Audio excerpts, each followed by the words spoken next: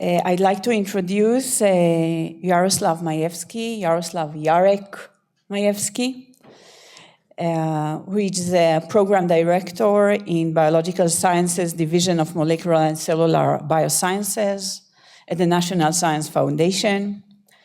So Jarek did his PhD with Professor Leiserowitz and Professor Lahav at the Weizmann Institute and graduated in 1995. Until 2017, served as adjunct professor at the Department of Chemical Engineering, the University of California, Davis. And he spent most of his scientific career at Los Alamos National Laboratory, where he led a successful X-ray and neutron scattering program to address interfacial structure and properties of materials of mostly biointerfaces and soft condensed systems and heterostructures, including surface properties of actinides. So it is my honor to invite you, Jarek, to present your talk entitled, we don't see it yet, but it's Amphiphilic Thin Films from mono to bilayers, from air liquid to solid liquid interfaces. Thank you, Jarek. Okay. So first of all, thank you, Hanna. Because of Hanna, I could come here. As you know, the situation is pretty fluid. It is very difficult to get the trip official ways from NSF, but I managed. So I'm so glad to be here. And first of all, thank you, Leslie, and thank you, Meir, for being my advisors. And when I'm thinking back about my scientific life, I have to tell you that both of you imprinted the most of my way of thinking and my way of doing science. I continue for many years studies what I was doing with Leslie and Meir, that was regarding the artificial ice nucleation using the amphiphilic molecules. So usually they are long tail alcohols. You are spreading them nicely on the water. You can compress them in a trough. It is called Langmuir trough. Then you can cool everything, and then you are getting some crystals. There is some epitaxy between the alcohol groups of those long molecules and three-dimensional ice, and this is the subject of my studies. So basically, we were using the amphiphiles to create ice crystals. And Leslie, of course, contributed in many other ways of using the amphiphilic molecules or interfaces in order to create three-dimensional crystals. So when I was invited to that celebration, I had a real problem. So the problem was, first of all, what should I talk about, and how can I impress Leslie with my science, which is of course not very easy, right? So I decided to take from my past something which is a little bit inverse. How that something which is nucleating under the monolayer is changing the monolayer. And the story is about toxins. So as Hanna said, I spent more than 23 years at Los Alamos when I was doing X-rays and neutron scattering, a lot of neutron scattering. And one of the subjects was cholera toxin. Cholera toxin is a really very nice for physicists toxin, because it's very hard to denature the toxin. You can play with that and nothing is happening. So cholera toxin, you can see, it is a pentameric structure that green 5 ring are together. And there is a A1 and A2 part. Those are the reddish thing. This is a pretty big object. It is 60 angstroms across, and it has receptors. The green parts have receptors to certain molecules in the membranes in our bodies. They bind together, And then by some kind of miracle, the reddish part transforms from the extracellular to the intracellular part. But how object of several tens of angstroms across, very bulky, can do it through the barrier of very compact phospholipids inside the cell, nobody is really understanding. Many toxins are doing that kind of stuff. Okay, so the crystal structure of cholera toxin is known. You can see it here. It is a pentamer, and that pentamer, that part, is binding. You need to know that the binding pockets are not on the face of the cholera, but they are slightly inside. So whenever they are binding the receptor, they tilt the molecules. So the receptor, do we have like a laser? So okay, here. Perfect. Yeah, great. So the receptor for the cholera toxin binding is known. It is called the ganglioside. This is the big pocket which comes here in order to bind the cholera toxin. That cholera toxin binds face on, all on the membrane. And here you see, of course, one leaflet of the membrane at air-liquid interface. And that part in true membrane is emerging from that part to that part. But what is happening on the way, nobody really knows. So why membranes are so important in our lives? Because they are something like 10% of the weight of our body altogether. Without membranes, life is impossible. You need to have cells which are bordered with the membranes. Approximately 5 to 10% of our genome is responsible for membranes, synthesizing the phospholipids. And 60% of the drugs these days are interacting with the membranes or membranes receptors. So it's really very important object to consider. So this is the structure, and that part needs to go on the other side, so meaning from that part to the other side of the membrane, and nobody has really clues how that is happening. So we have done the experiment our usual way, what we have done with Leslie for a long time and sleepless nights at Hamburg. On the Langmuir trough, we spread the monolayer, which is mimicking the membrane with the receptors. We injected the cholera toxin, we compressed, and we were studying the diffraction using X-rays. And at Los Alamos, I was using also neutron scattering. That gives you the advantage of different contrast. But I extended that work a little bit farther away, because you can do those experiments as well, not at the liquid-air interface, but also at the solid-liquid interface.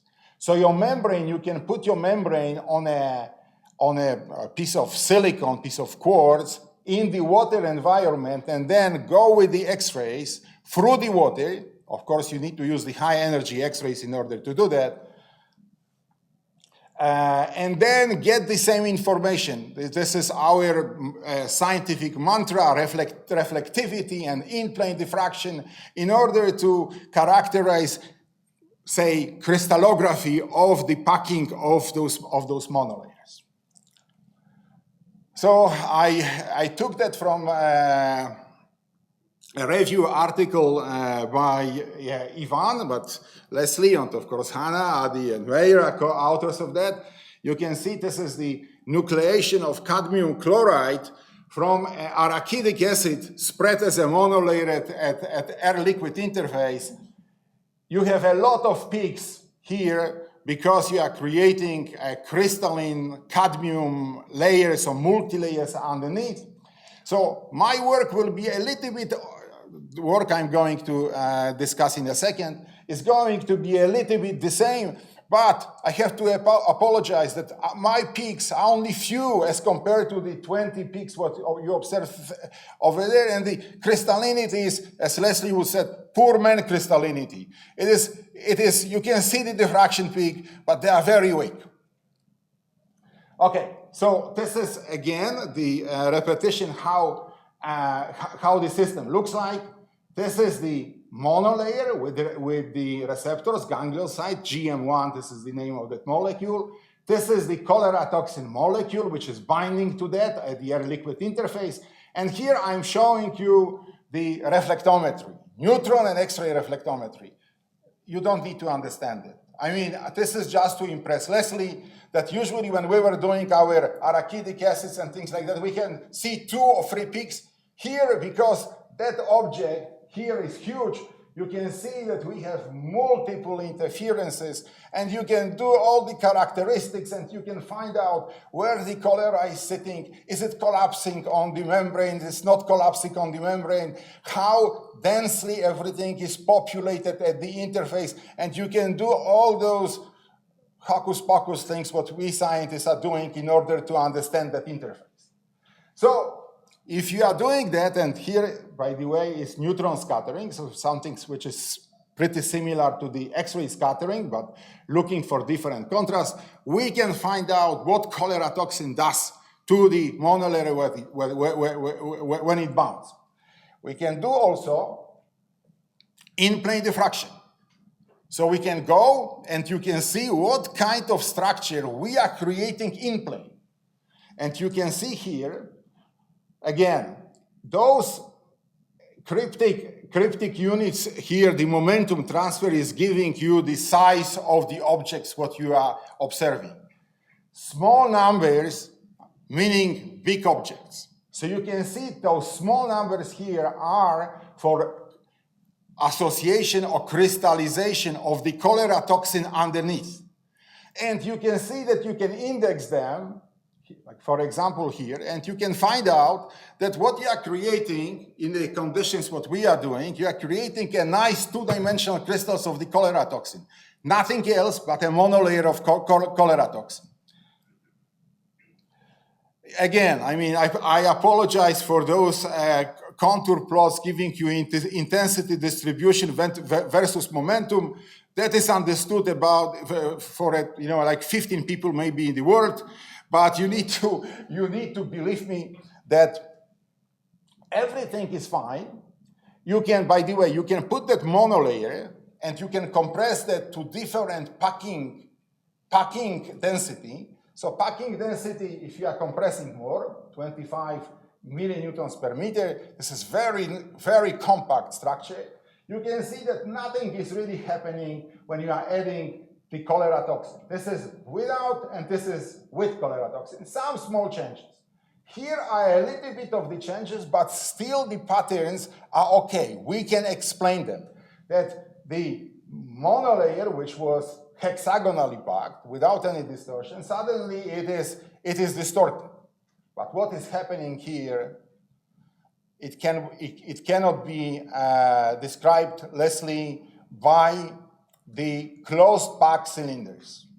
That pattern, you need to believe me, nothing in the horizon, and only a big blob of intensity above the horizon cannot be explained by our standard crystallographic approach.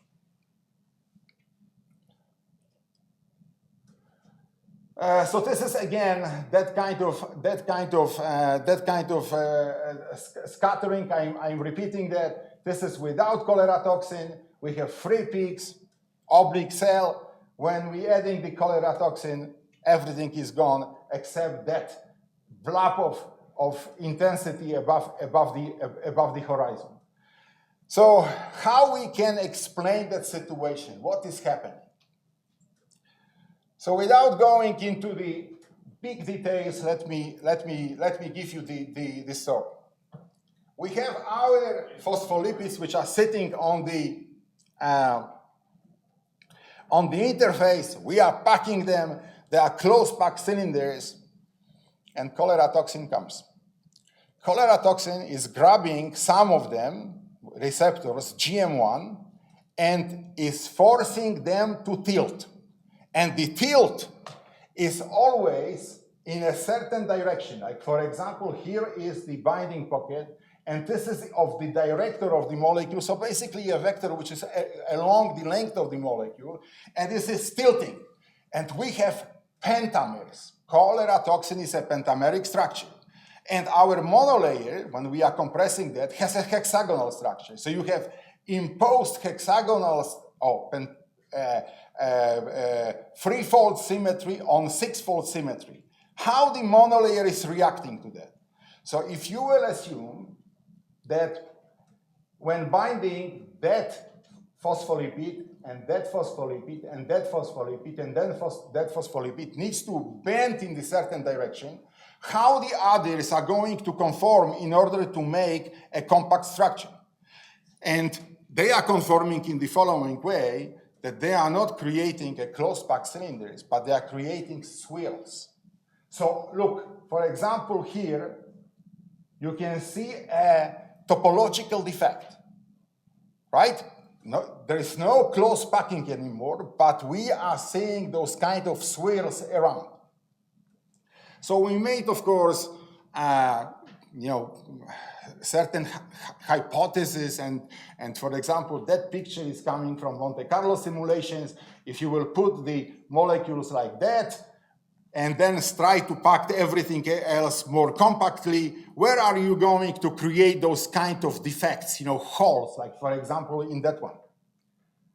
It would be nice if the defect coincides with that hole through which the cholera toxin has to transfer on the other side, because it means that suddenly the membrane, which is compactly packed, has a disclination exactly at that point. So the packing is compromised, and this cholera toxin can transfer on the other side. So we are hypothesizing that that might be a way how the toxins can be engulfed inside the cell without cluttering. Cluttering is a molecule which helps that kind of invagination of the membrane in order to transfer something inside the cell. But if you see objects like that, topological defect, you can think that maybe there are also some other ways which are enabling big molecules to come through the very compactly formed wall of the membranes. Now, one more slide, I think. We have done those experiments also in the bilayers at solid-liquid interface, and we found the similar things. Many times with Leslie, we were deliberating on the following thing. If we have a bilayer, is there any correspondency between the first layer and the second layer, or those are two independent things? So you need to believe me that after analyzing in a proper way those scattering pattern, we found out when the toxin is bound to one leaflet of the monolayer, the second feels that as well, and swirls slightly as well, not as much as the first one, but this is how that is happening. If you would like to go through more scientific description of what we found, those are the references. And conclusions are pretty trivial, except maybe the last one, that might serve as cluttering independent way of transferring something inside the cell. And on the end, how much time do I have? Over there, 4 minutes. 4 minutes. So I have to tell you the anecdote. This is the end of the talk, by the way, so I have an alternative talk. So I called Leslie because I didn't know what to talk about, and I wanted to make him to show him something new. So I was saying, Leslie, would you like to hear about the cholera toxin, or maybe you would like to hear about our struggles with solid-liquid interfaces, when we are doing X-ray diffraction, in-plane scattering from the objects through the water, right? It is important because, I don't know how you, but whenever I'm sending something, or I used to send something to an editor, they were coming with the following critique. You are doing monolayer at air-water interface. This is such a poor model of the membrane. Membrane has 2 leaflets. So we extended that work to the 2 leaflets. You can do it. And because of our struggling and also financial help from the institution I am representing right now, NSF, we are building a beamline now at Argonne. It is called Chem Mat Cars. That beamline existed already for many years, but now the beam is splitted and one of the hatches are going to be dedicated for solid-liquid interfaces. So if you have a need of measuring solid-liquid interfaces with X-rays, reflectivity and diffraction, this is the way to go. The beam is going to be operational probably in a year or maybe year and a half. So with that, I would like to, first of all, thank you, Leslie, for being my mentor and forming my scientific future in a, I'm not talking about the actinide parts. I'm talking about soft matter stuff. Because in my career at Los Alamos, of course, I was forced to do a lot of other stuff connected with uranium, thorium, and some other things. So with that, thank you very much. I have one more thing to say, but I need to come here. So just a second. I know, but my voice is I think strong enough. No, it's for the broadcast. It's not just for you because we are filming it. Okay, beautiful. I need to grab something for it.